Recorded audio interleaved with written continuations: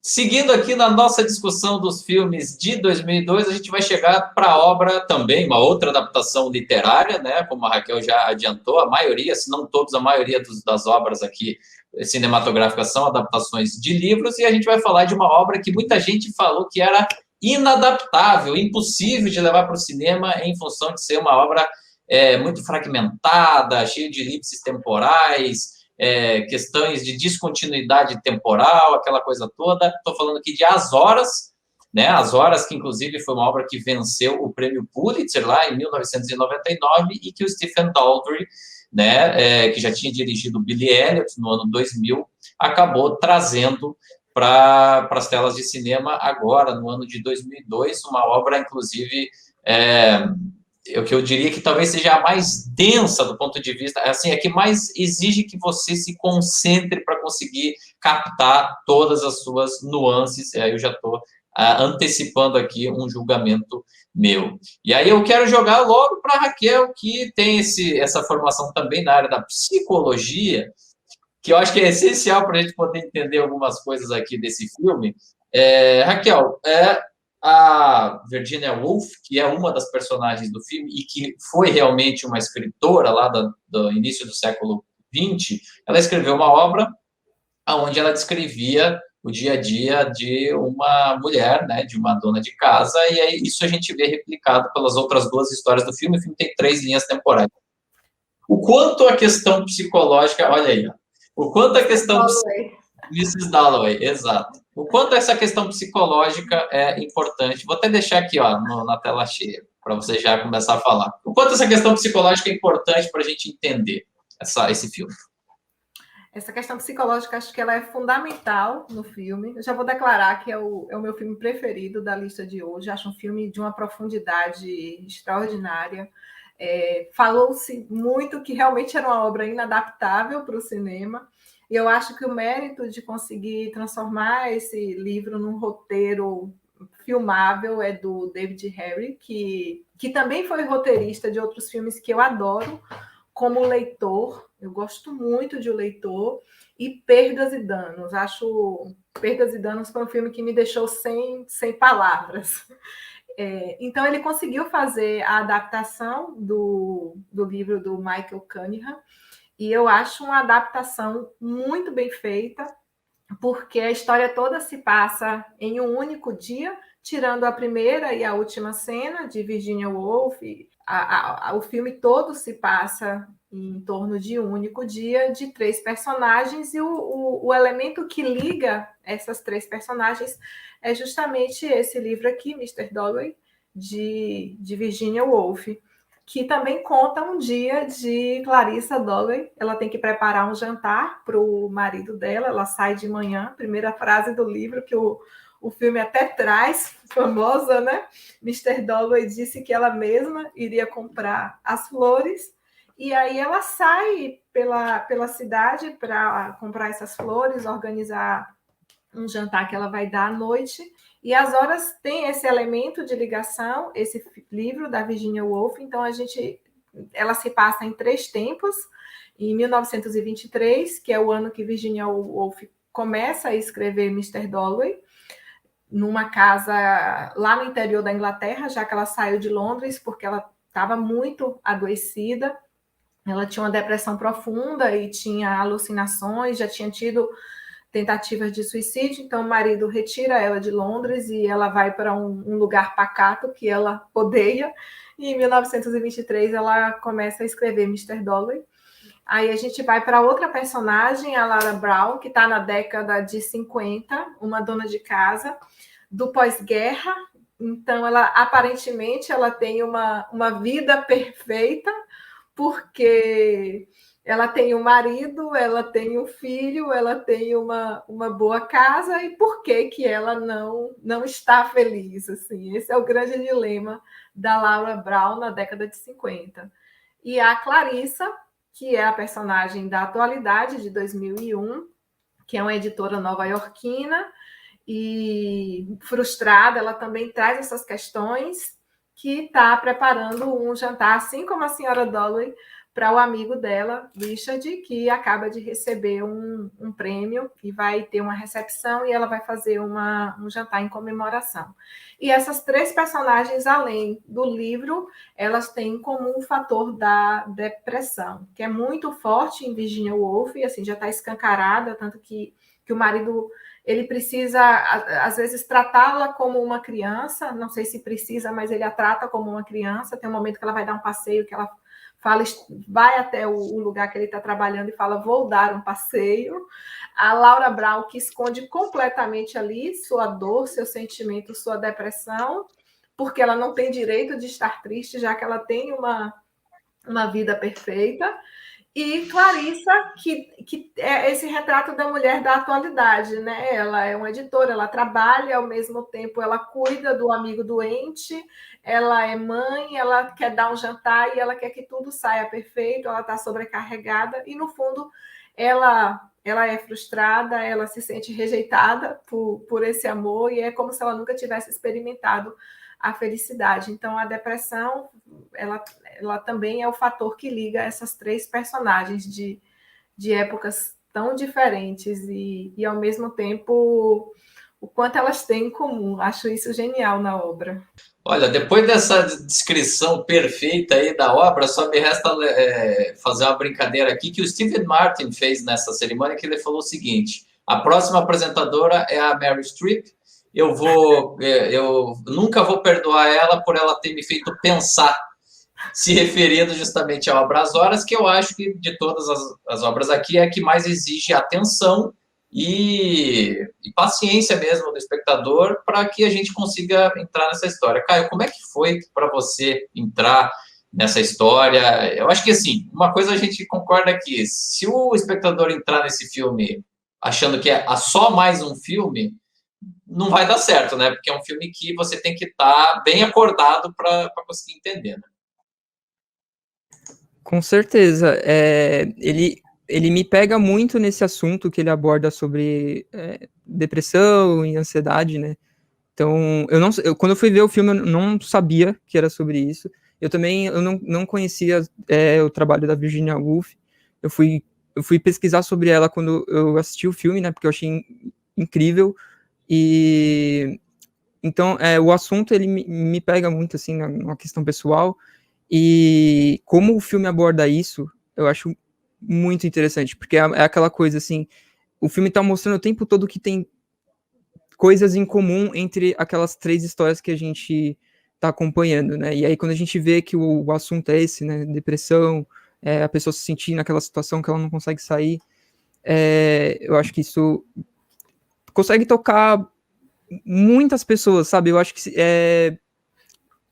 talvez se você não tiver tido uma experiência assim, talvez seja meio difícil você se apegar à história do filme e embarcar, mas ele tem uma narrativa que eu acho que engaja muito, que me lembra um pouco, inclusive é um filme que é do mesmo ano, é do Charlie Kaufman, me lembra muito essa coisa do Charlie Kaufman, de explorar questões da psique humana e nessa narrativa meio metalinguística, assim, da história que está sendo escrita dentro da própria história. E o filme do Charlie Kaufman foi o Adaptação, não sei se eu falei, que também é um filme de 2002. Ele é bem parecido nessa questão, assim. E é um filme que eu gostava muito, então quando eu assisti esse, eu falei, nossa, incrível. E é um filme que, inclusive, ele me fez querer conhecer os trabalhos da Virginia Woolf, né, para ler, então. E a Virginia Woolf, ela tem uma característica narrativa, talvez a Raquel possa complementar mais, que é utilizar exatamente o fluxo, chamado fluxo da consciência, que não era algo tão comum até a literatura do século XIX, que a partir ali desse período começou a ser mais utilizada. Ela foi uma das primeiras a utilizar esse recurso.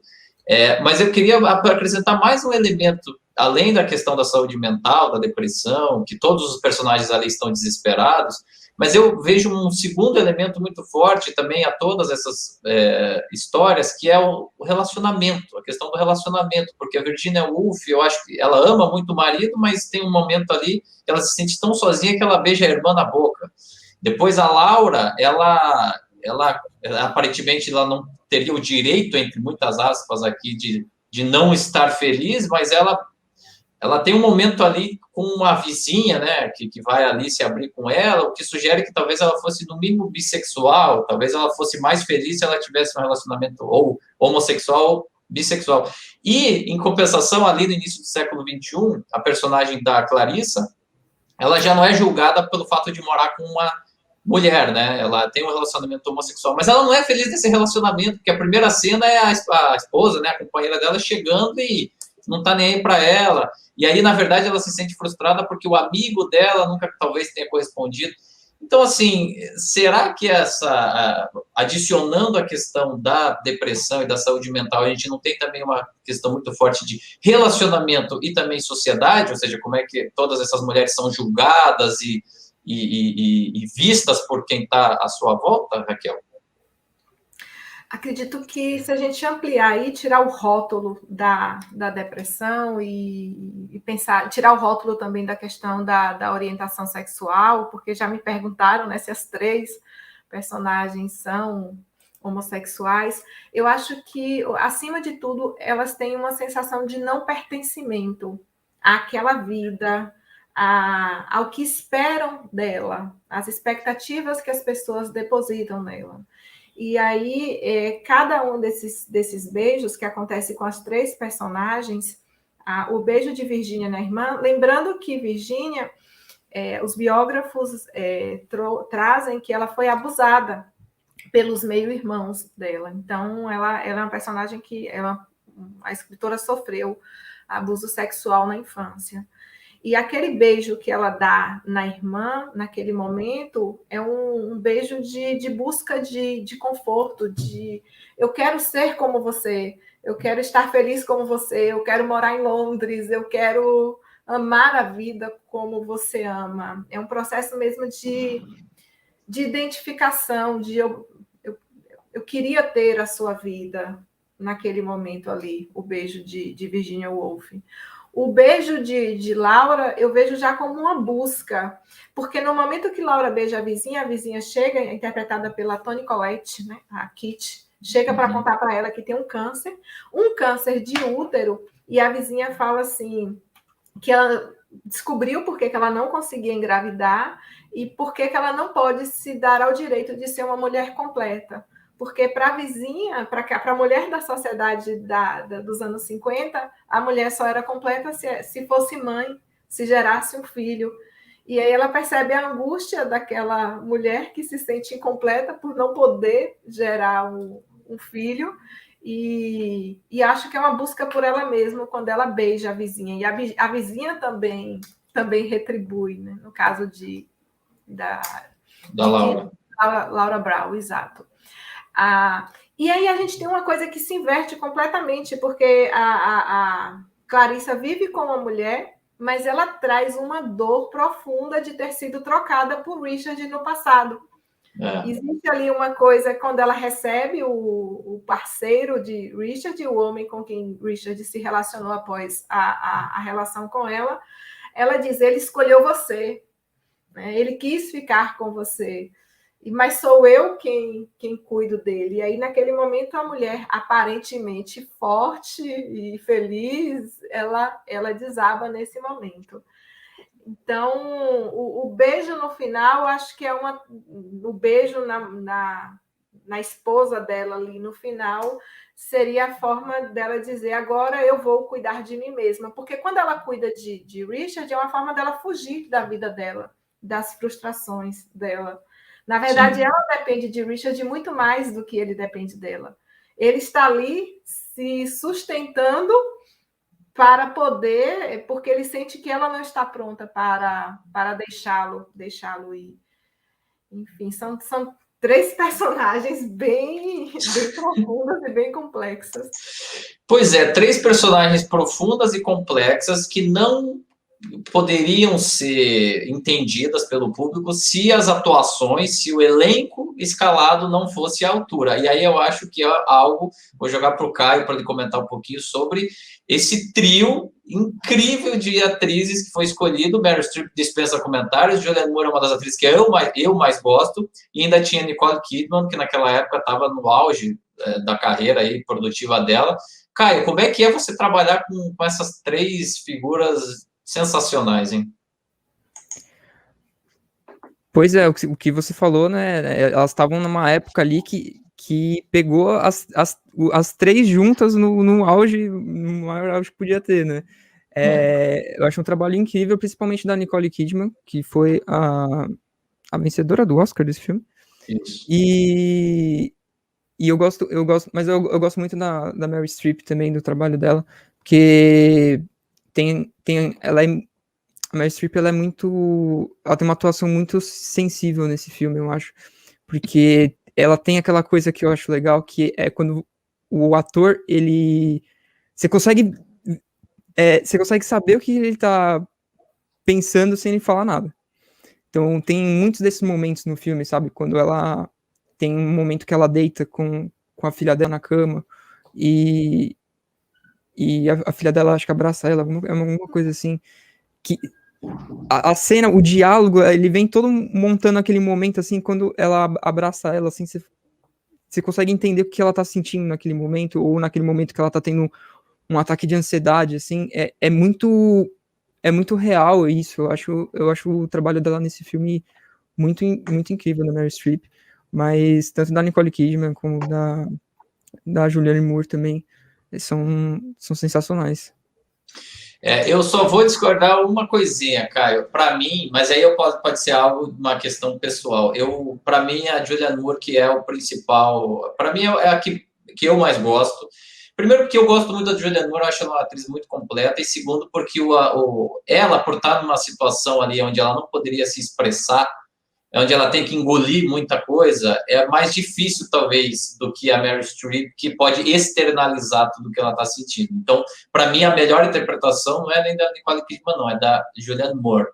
Mas eu queria expandir um pouquinho mais pelo seguinte: o filme, quando é muito bom, ele não precisa usar de recursos espalhafatosos para falar o que os personagens estão sentindo. E esse filme tem muitas cenas, assim, específicas, que são poéticas e que você entende tudo a partir delas. Eu vou citar só duas aqui, se vocês lembrarem mais, mas tem o momento onde a Virginia Woolf está ali no jardim e ela deita do lado do pássaro, passarinho que também está morto, que eu acho que é uma projeção dela mesma, ela se vendo ali, naquele pássaro, e aquela cena da inundação no quarto da Laura, né, que tem muito a ver também com o livro que ela está lendo. A gente tem que lembrar que a Virginia Woolf se suicidou afogada, ela amarrou pedras nela mesma e se matou no início da década de 1940. Raquel, tem mais alguma cena assim que te lembre? Tem mais algum comentário sobre o elenco que a gente não tenha feito que você queria registrar? Eu gosto muito da cena na estação de trem, quando ela desaparece de casa e o marido vai encontrá-la na estação de trem. E o marido era um devoto, era realmente apaixonado por ela, e a tentativa dele é protegê-la, mas ela diz que ele não pode escolher a vida por ela. E ela diz uma frase fantástica aí, que ela diz assim: não se encontra paz evitando a vida, Leonardo. Não se encontra paz evitando a vida, porque o que ele fez foi tirar ela de tudo aquilo que ela gostava, porque ela estava adoecida. E ela fala coisas fantásticas. Ela diz que até a pessoa mais doente, ela tem o direito de escolher, né, o tratamento, de que forma ela quer ser tratada. E uma outra cena que eu acho fantástica é a cena do encontro da Laura Brown com a Clarissa, porque o filme já mostra essa relação da Laura Brown com o Richard, que eles têm alguma coisa, mas isso só é revelado realmente naquela cena que Laura Brown encontra Clarissa, as duas épocas se encontram, e Clarissa fala: você abandonou o seu filho. E eu acho fantástico que ela fala assim: seria maravilhoso dizer que eu me arrependi, mas o que significa se arrepender quando não se tem escolha? Essa frase assim do filme, ela ficou na minha cabeça por muitos anos. O que significa se arrepender quando não se tem escolha? Né? É o que se consegue suportar. Ou seja, ela não suportava mais aquela vida de esposa e de mãe. Não foi uma escolha, ela não tinha escolha. Ela não conseguia mais suportar aquela vida. E aí ela diz: era a morte e eu escolhi a vida. É um filme, assim, difícil, não é um filme fácil, mas eu acho um filme sincero, um filme de uma profundidade incrível, e não é um filme que eu recomendo para todo mundo, não recomendo esse filme para pessoas em depressão, não recomendo esse filme para pessoas que têm pensamentos suicidas, só para deixar isso registrado, porque o suicídio ele tem esse mecanismo que é a imitação. Então, assim, pode acabar sendo um gatilho para algumas pessoas que estão em depressão profunda. Então, é um filme difícil. Não é um filme que todo mundo vai gostar, mesmo se a pessoa não tiver depressão, não tiver nada, não é um filme que todo mundo vai gostar. Mas eu acho que se você não tiver depressão e se você se interessa pela alma humana, em toda a sua profundidade, eu acho que é uma obra que realmente vale a pena ser assistida.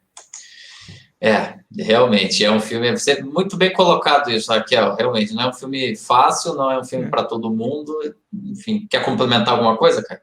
Não, acho que a Raquel falou tudo, essa questão do gatilho é muito importante, porque ele é um filme que ele não poupa nem visualmente. Eu tô silenciado? Desculpa. Não. Tudo certo. Ele não poupa nem visualmente, isso pode... Principalmente hoje em dia, né, que tá bem mais delicado, eu acho, essa questão do que antigamente, na época que o filme foi feito. Então, mas eu acho que ele é um filme que aborda de um jeito, querendo ou não, é de um jeito bem... Como fala? Ih, fugiu a palavra agora. Sensível?